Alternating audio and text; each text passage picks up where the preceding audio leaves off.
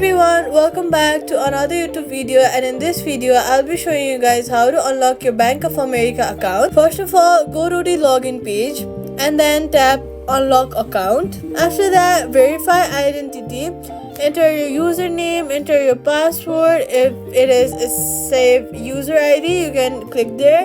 If you want to set a face ID, then you can click there. After that, click login. Then if you have forgotten your password, then click on forgot user or ID, and then do all the credentials that follow all the credentials that the app tells you to. After that, create a new password.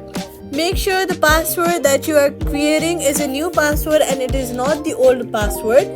And also make sure the password that you are creating is a very strong password so no one has access to your data or no one can, and your money is safe. Login again. Safety tip: never guess passwords too many times. Quick fix: call Bank of America support if locked.